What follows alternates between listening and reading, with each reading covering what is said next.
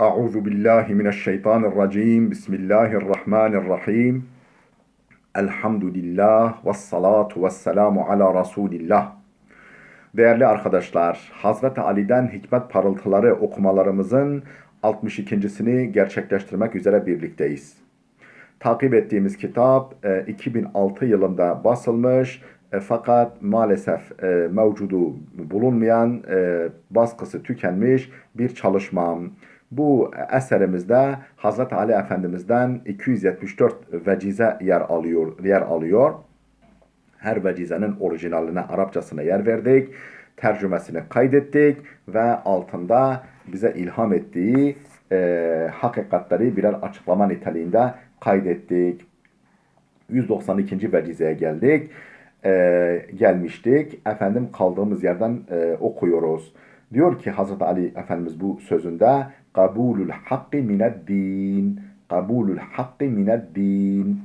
Ne demek? Hakkı kabul etmek dindendir. Hakkı, hakikati kabul etmek dindendir. Açıklama. İslam hakseverlikten ibarettir. Altı çizilecek bir cümle gerçekten. İslam neyden ibarettir? Hakseverlik. Hakkın tarafında yer alma. Hakseverlikten ibarettir İslam.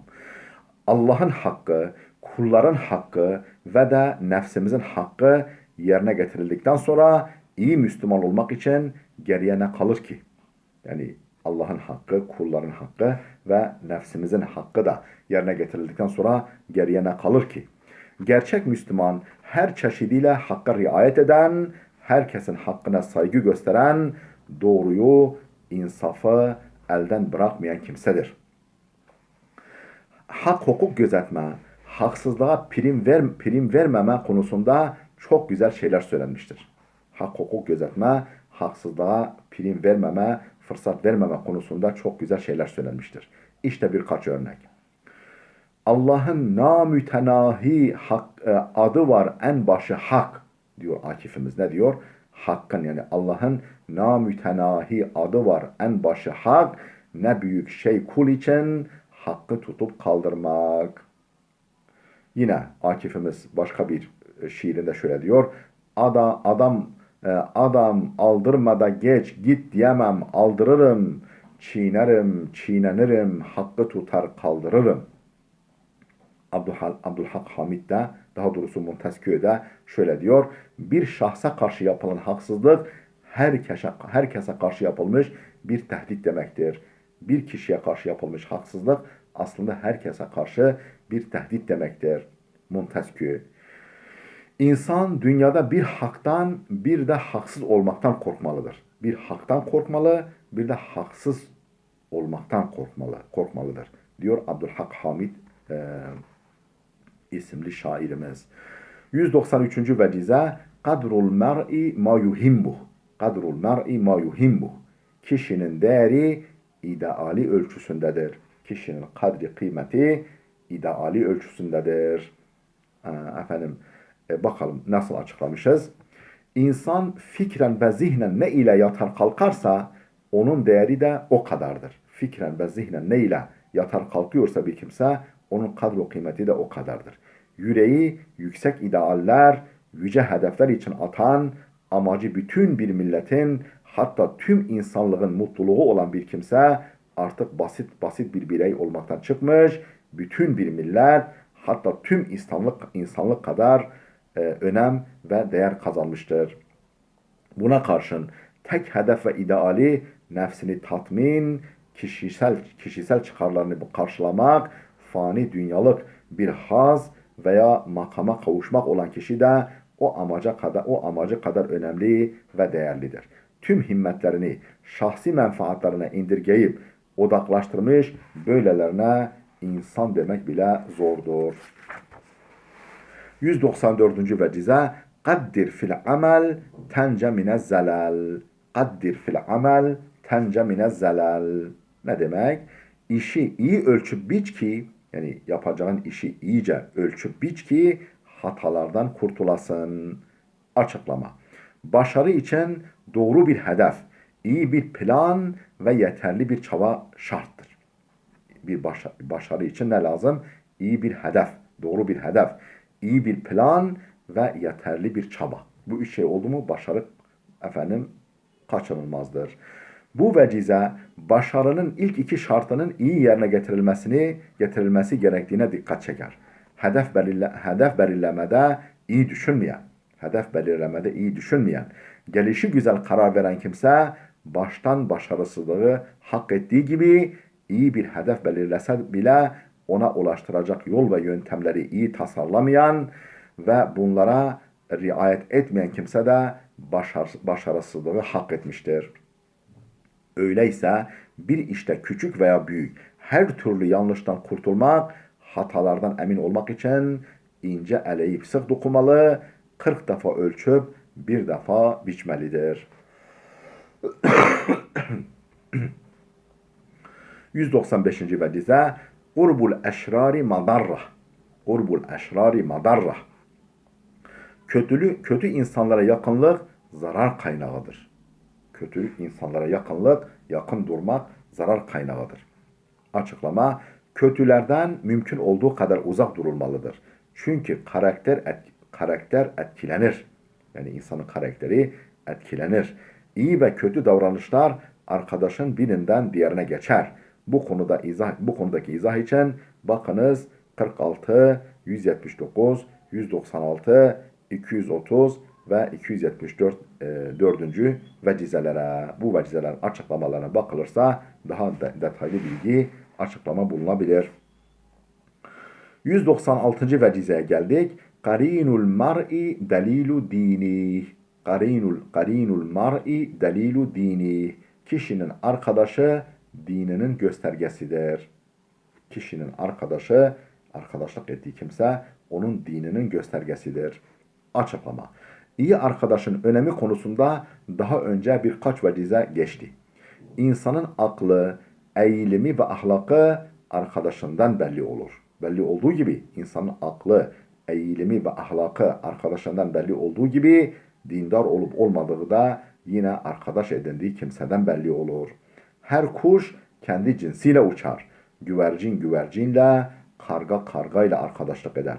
Aynı şekilde dindar, temiz karakterli, güzel ahlaklı bir kimsenin bu nitelikleri taşımayan biriyle arkadaşlık etmesi hem uygun değil hem de sağlıklı ve kalıcı olmaz. Mutlaka birisi diğerini kendine benzetir. Mutlaka bu iki arkadaştan birisi diğerini kendine benzetir. Kötü de olsa bir insanla hoş geçinmek, idare etmek, kırmadan, incitmeden ıslahına çalışmak başka şeydir. Onunla dost olmak, samimiyet kurmak ayrı şeydir. Birincisi hoş karşılanırken ikincisi tavsiye edilmemiştir.